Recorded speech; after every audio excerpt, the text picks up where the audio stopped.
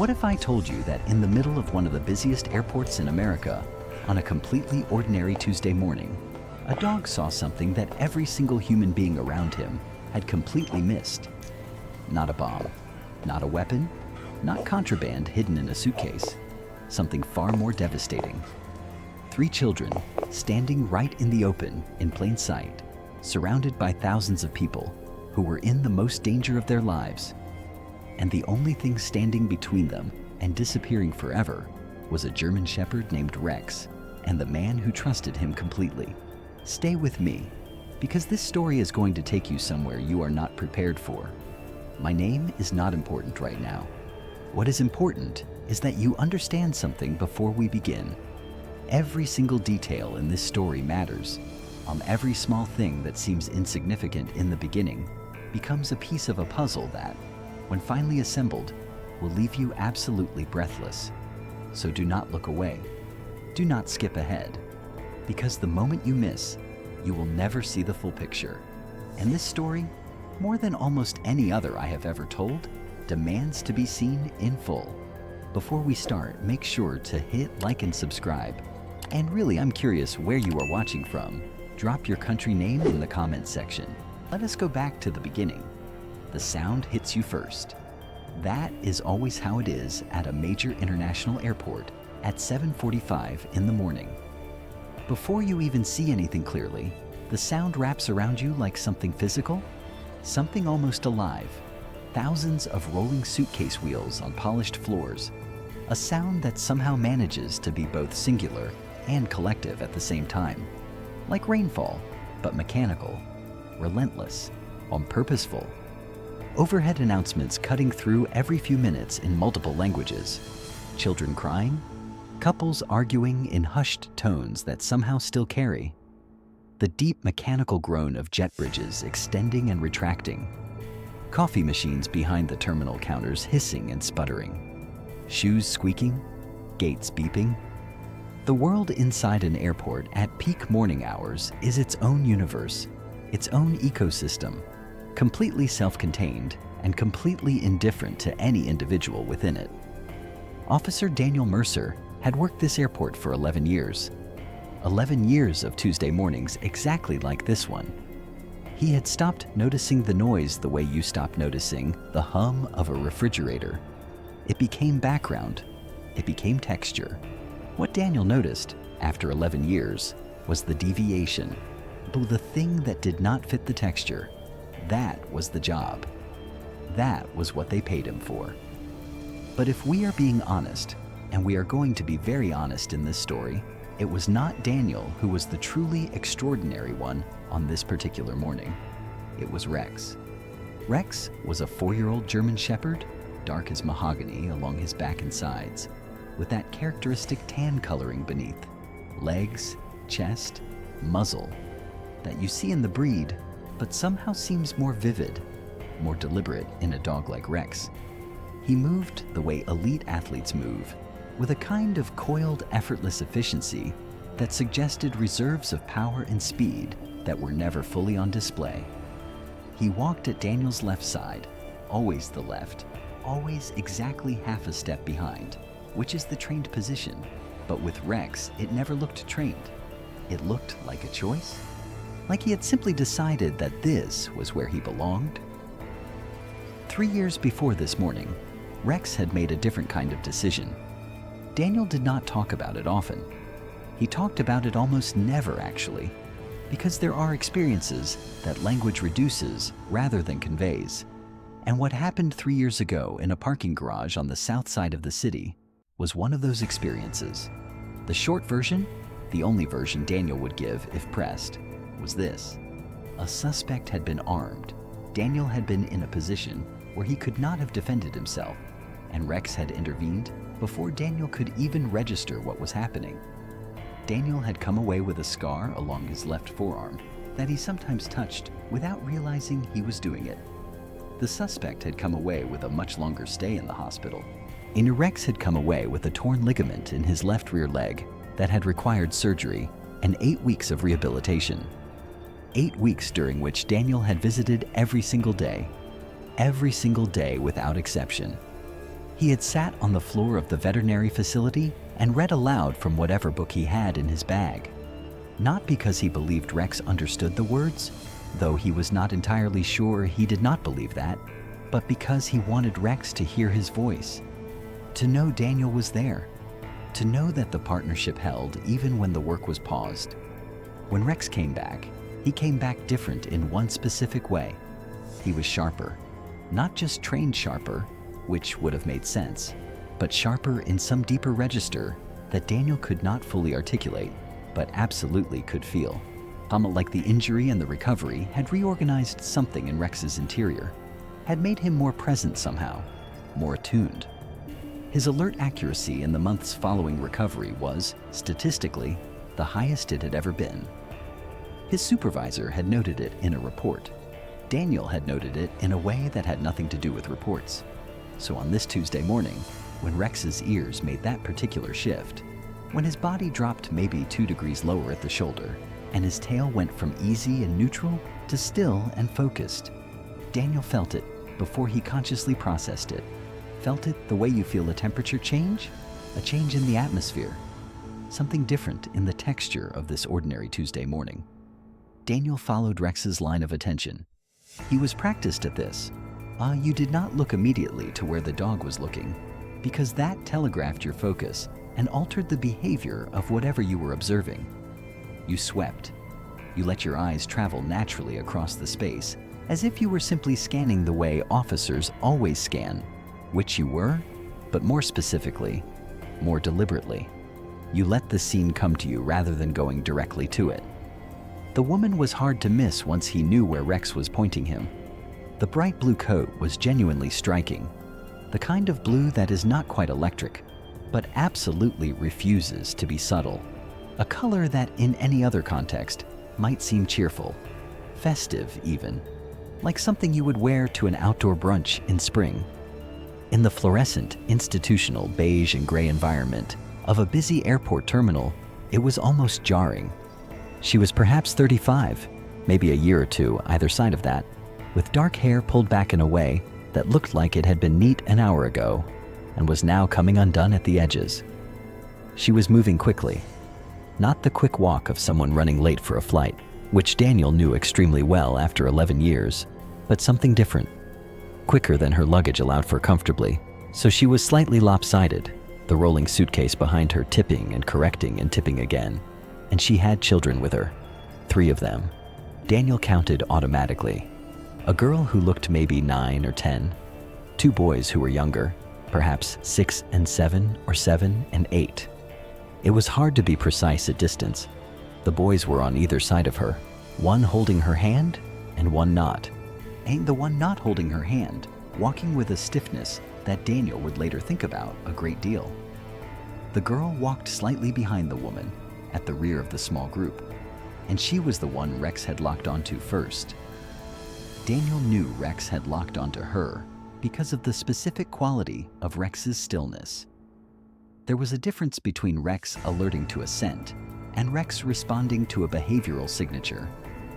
With scent work, Rex moved toward the source, directed, purposeful.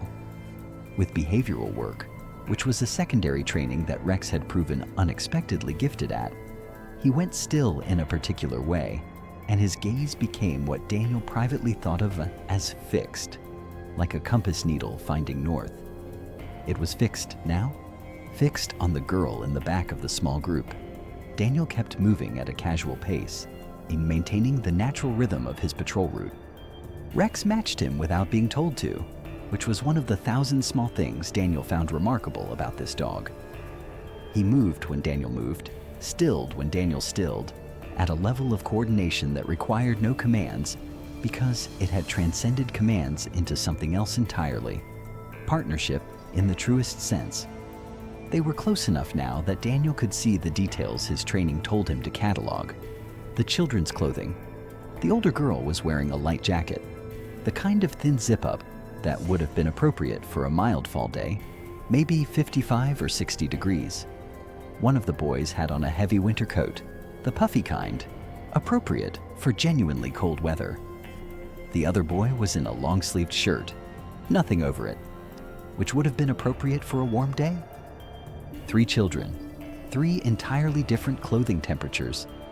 Now, a parent traveling with children sometimes ends up with mismatched clothing layers.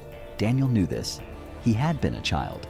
He understood that getting 3 kids dressed for a trip could result in some compromises. But the degree of mismatch here was not the result of compromise. It was the result of 3 different weather contexts, 3 different starting points, 3 different places these children had been before they arrived in this terminal. There were no backpacks. Daniel noticed this next. 3 children, 2 of whom appeared to be school-aged, traveling on what appeared to be a significant trip given the size of the luggage the woman was managing, and not one of them had a backpack. No tablets, no small toys, no books, no snacks in their hands. Nothing that children carry when they travel. When families move through airports, children are almost always laden with the particular cargo of childhood, the stuffed animals that cannot be separated from, the devices that provide merciful distraction during delays, the books that parents pack optimistically, but children sometimes actually read. These 3 children had nothing. Their hands were empty. They were not holding anything. They were not holding each other. They were simply present in the space next to this woman in the blue coat, in their mismatched, weather-inappropriate clothes, with empty hands and careful faces. The luggage told its own story. The woman had 2 rolling suitcases, 1 large and 1 medium, and a carry-on bag over her shoulder.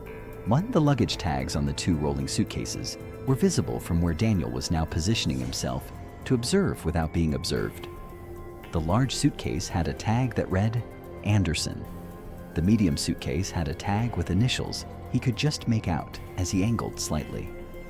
ML. 2 different names on 2 suitcases that clearly belonged to the same traveler. There are 100 explanations for mismatched luggage, but the explanations lined up alongside everything else Rex was telling him formed a pattern that Daniel's 11 years of training and instinct recognized before his conscious mind could articulate it. He reached down and touched Rex's head once briefly, the gesture that meant acknowledged.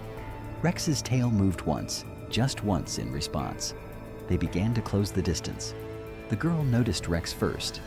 Daniel saw it happen. When he saw the girl's eyes find Rex the way a person finds something they have been looking for, not surprised, not startled, but with a kind of recognition, a kind of relief mixed with something else, something complicated that does not have a simple name. She was 10. Daniel revised his estimate upward slightly as he got closer. Maybe 11. Small for her age, perhaps. Dark hair like the woman's, but loose, uncombed, which was not by itself meaningful, but added to the texture. Her eyes were large and very still in the way that eyes become when a person is conserving everything, every expression, every movement, every word, managing themselves with a precision that children should not need to manage. Her name was Emma. Daniel did not know this yet. Rex moved slightly ahead of Daniel, which Daniel allowed, which meant he trusted what Rex was doing. Rex was not aggressive. He was not displaying any of the behaviors associated with threat response. He was in an entirely different mode, one that Daniel had seen before in specific circumstances, the mode he privately thought of as reaching, where Rex seemed to extend some part of himself toward another creature in a way that was not threatening, but was entirely intentional. He was reaching toward this girl. The woman in the blue coat saw Rex when they were perhaps 20 feet away. Her reaction was immediate and revealing. She did not do what most innocent travelers do when they see a police dog approaching, which is generally some version of curiosity or mild interest, or occasionally the nervous smile of someone who knows they have done nothing wrong, but finds authority figures stressful anyway. She did none of that. What she did was gather. She pulled the boy who was not holding her hand closer to her side. She shifted her body angle. She adjusted her grip on the rolling suitcase in a way that was not about managing the suitcase, and she quickened her pace. All within approximately 2 seconds, a cascade of protective adjustments that were not protective at all. They were concealing. Rex stopped walking. Daniel stopped with him. Stopping, in this context, was a statement. The woman could not keep walking without it becoming obvious that she was deliberately walking away from a law enforcement officer who had stopped in her path, one which in a busy airport is not something innocent people do. She stopped too. She turned. She arranged her face into something that was meant to look like mild inconvenience, the expression of a tired mother who has been delayed one more time in a long series of delays. "Good morning," Daniel said. He kept his voice easy, conversational. "Just doing a routine check today. Mind if I ask where you all are headed?" The woman said they were headed to Denver. She said it with the flat confidence of someone who has prepared for the question, which was itself a piece of information, because people who are genuinely just traveling to Denver generally do not deliver the answer with that particular quality of preparedness. She said her name was Michelle. Daniel noted that she did not offer a last name. Rex was doing something Daniel recognized, only he was not alerting to scent.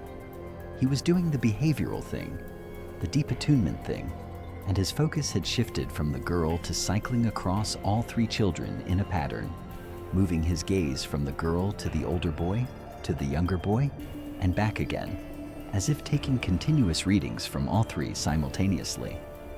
His body language was communicating something to Daniel that translated roughly as all three of them. All three are the source, not just the girl. The boys looked at the floor. The girl, Emma, looked at Rex.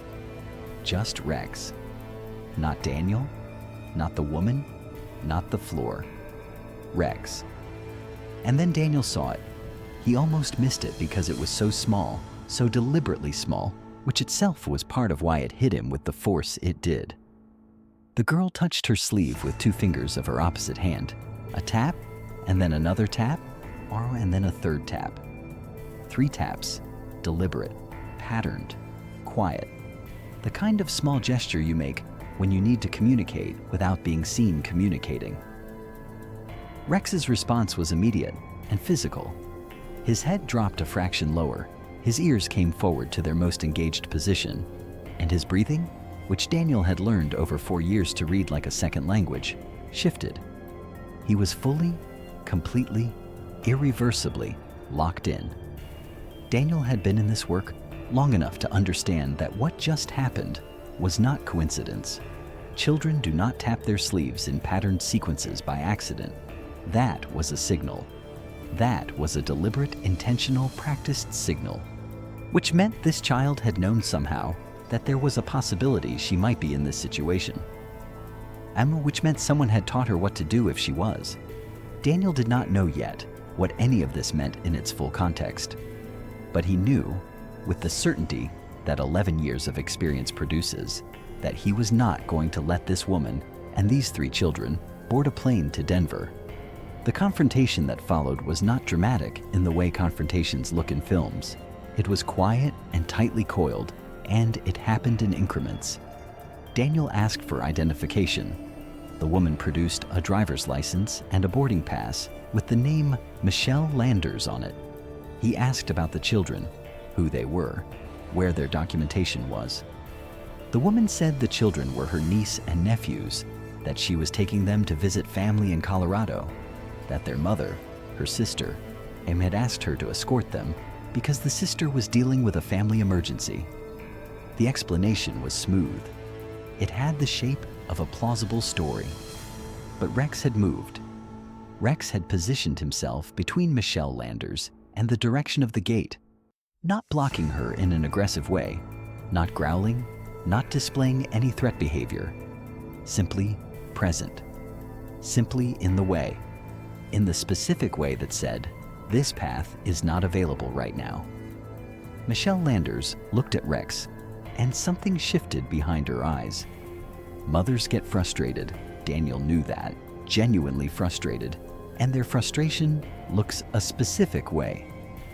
What he was seeing was not that. What he was seeing was calculation meeting a wall it had not anticipated. She tried again. She said her boarding time was in 15 minutes. She said she did not understand why she was being stopped when she had done nothing wrong. She said the children were tired and upset, and this was making things worse for everyone. She positioned each of these statements carefully, like placing cards, and each card had the slight quality of something that had been considered in advance. Daniel listened to all of it and watched Rex. Rex did not move. And then Emma spoke, not loudly, barely above a whisper, but in the specific, terrifying silence that had developed in the small radius around this group. Despite the thousand sounds of the airport continuing in every direction, she was entirely audible to Daniel. She said, "Please do not let her take us." 5 words, quiet as a prayer, absolute as anything Daniel had ever heard in 11 years. In everything that happened in the next several minutes was protocol, which Daniel was grateful for, because protocol gave him something to move through methodically, while his heart was doing something that protocol does not have a category for.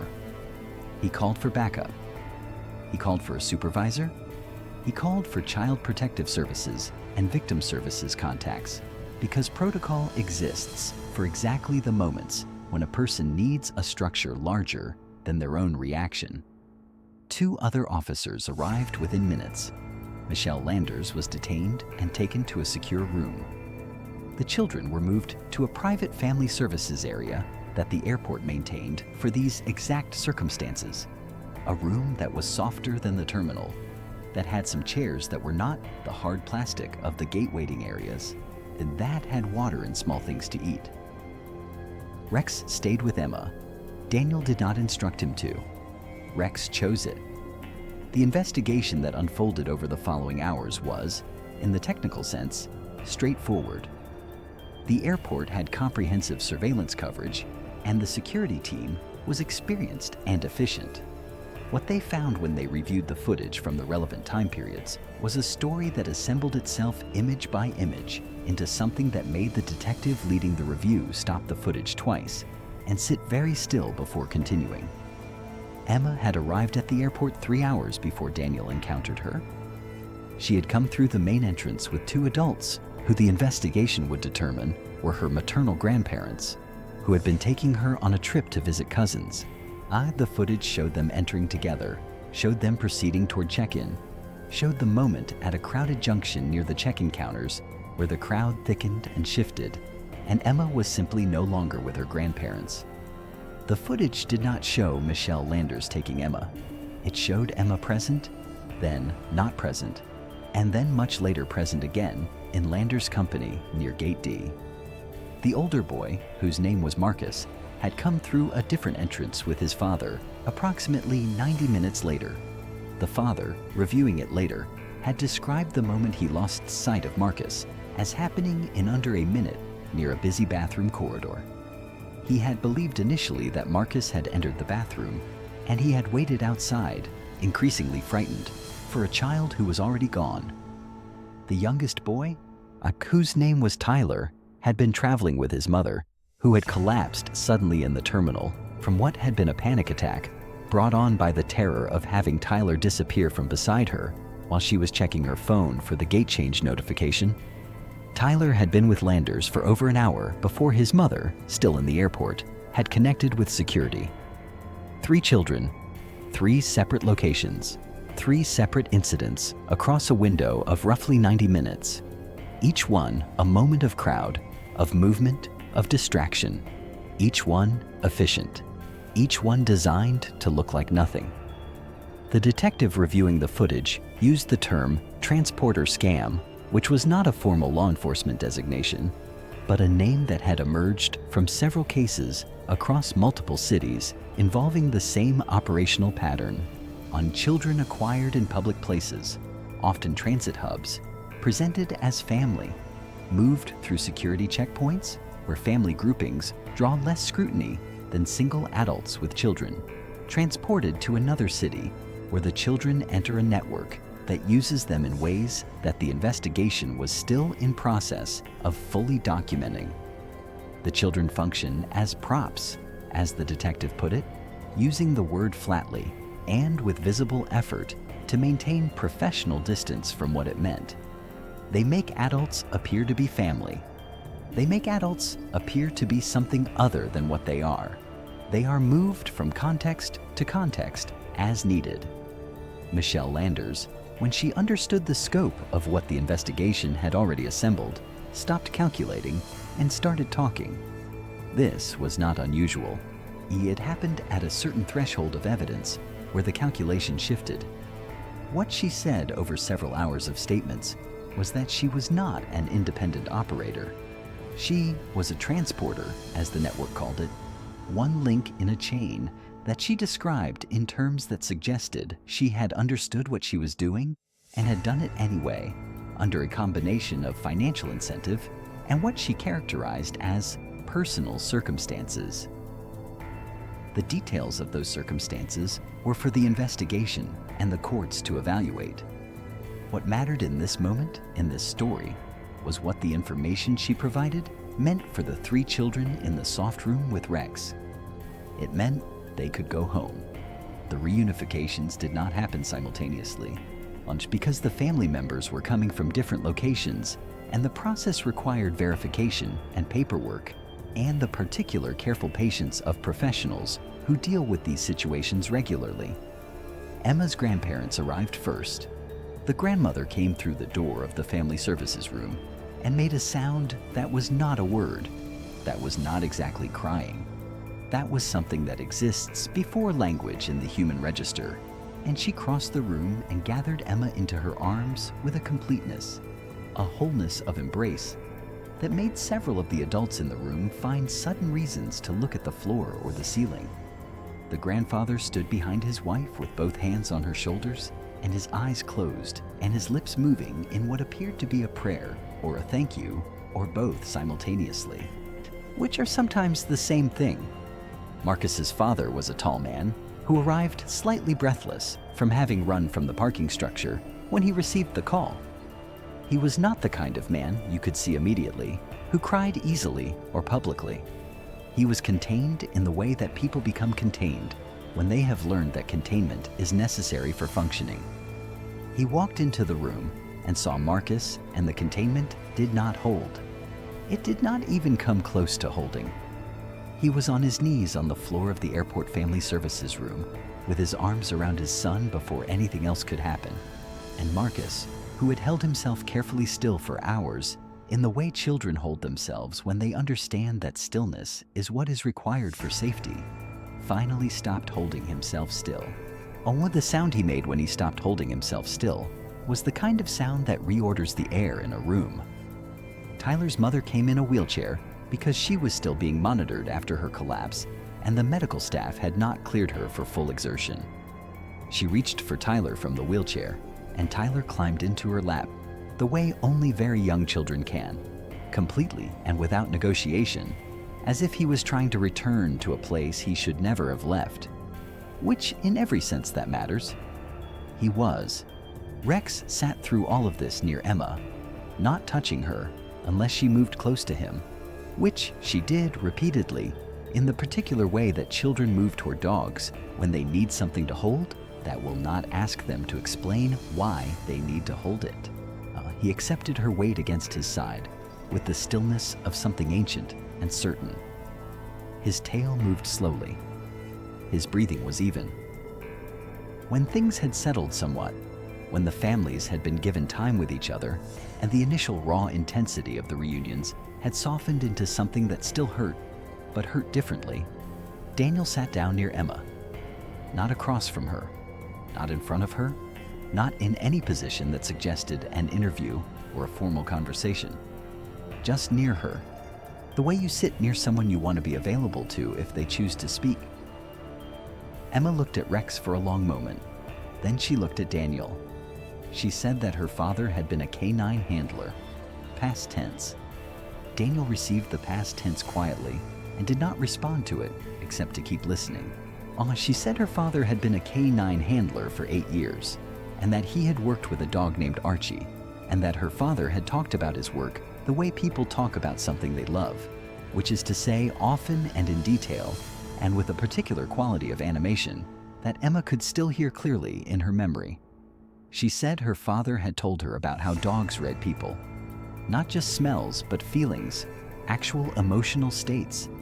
The chemical signatures of fear and stress and trauma that the human body produces and cannot conceal the way it can conceal expression or words or behavior. He had told her that dogs were honest readers because they had no politics, no social pressure, no reason to pretend something was not what it was. A person can look you in the eye and tell you they are fine, and you might believe them. A dog cannot be told that and believe it if it is not true. Emma's father had died 2 years ago. He had been sick, and then he had been very sick, and then he had died, and Emma had been 8 years old when he died, and she was 10 now, and she carried him the way children carry lost parents, with a completeness that adults sometimes underestimate. He had not left her nothing. He had left her, among other things, this, the knowledge of the signal.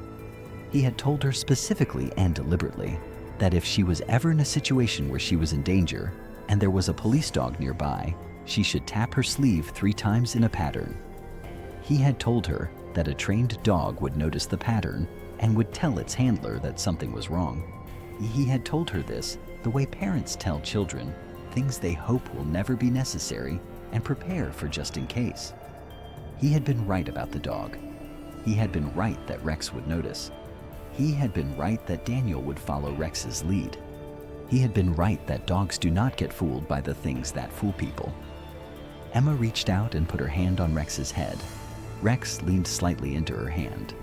The gesture between them had the quality of a conversation that had already been completed, one that had begun in the middle of a crowded terminal, when a girl in a too light jacket had looked at a dog and known immediately and completely that she had found the thing her father had promised her she might someday find. She had found the honest reader, and she had trusted it. And it had worked. Daniel sat with that for a long time after Emma and her grandparents left. He sat with it the way you sit with things that cannot be fully processed in a single sitting, that require being returned to, that insist on being taken seriously. He had worked this airport for 11 years. He had seen things that defied easy categorization. He had trusted Rex in ways that had saved both of their lives in different senses at different times. But this particular Tuesday morning had given him something he was still working out the full dimensions of. A man he had never met, a K-9 handler who had died 2 years ago of an illness, had prepared his daughter for exactly this contingency, had given her a specific, practiced, incommunicable tool for a situation that most people would hope their children never encountered and would not think to prepare them for if they did, had understood, with the clarity of someone who had worked alongside dogs for years, that the dog would be the most reliable receiver of a signal that needed to be sent without being seen, and the dog had not let that man's daughter down. Rex was still sitting where Emma had left him, in the middle of the softened room, in the quiet that had settled after the families had gone. He looked at Daniel with the particular quality of attention that Daniel had been trying for 4 years to find the right word for. Present was close, but not complete. Aware was accurate, but insufficient. What it actually was, Daniel thought, into sitting in that quiet room in the middle of a Tuesday that had been something else entirely by the time it was done, was trustworthy. Rex looked at Daniel with the expression of something completely trustworthy. Daniel reached over and put his hand on Rex's head the same way Emma had. Rex leaned into it the same way he had leaned into hers. Some things do not require more words than that. Some things have already been fully said by the time you reach for language. Rex had done his job this morning in the way he always did his job, completely and without hesitation, and without the need for anyone to explain to him why it mattered. He had simply known that it did. He had simply acted on what he knew. Out in the terminal, the airport continued its Tuesday morning. The rolling wheels, the announcements, the coffee machines, the texture of ordinary life proceeding. 3 children were going home today who might not have been. That fact would continue to be true regardless of whether the thousands of people moving through that terminal ever knew it. It would continue to be true when Daniel filed his report and went home at the end of his shift. and sat in his kitchen with the particular kind of tired that this work sometimes produces, the kind that is not just physical. It would continue to be true when Rex ate his dinner and settled on the mat near Daniel's chair, close enough to touch, which was where Rex always chose to be. The job, the dog, the partnership, the 11 years of this particular Tuesday being just another Tuesday, and then suddenly being the only Tuesday that mattered. This is what the work looks like from the inside, and this is what it costs, and what it returns. This is what a German Shepherd named Rex did on an ordinary morning in a busy airport when he looked at a girl in a too light jacket and told the man next to him, in the only language available to him, that she needed help. And Daniel, because this is what 11 years of real trust looks like, believed him. I want you to think about something before you click away. Think about what Emma's father gave her.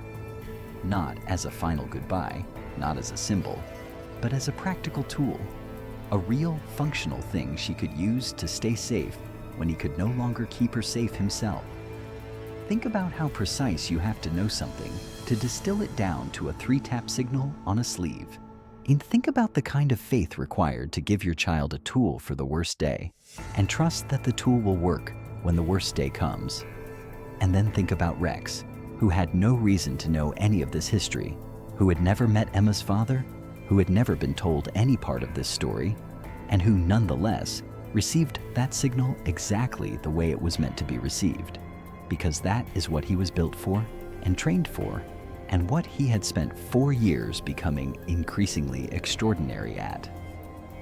If you have someone in your life, a person, a partner of any kind, human or otherwise, who has never once failed to tell you the truth, even when the truth was difficult, hold on to them. That is rarer than most people understand. That is worth more than most people remember to say. Thank you for watching this one all the way through. It mattered that you stayed.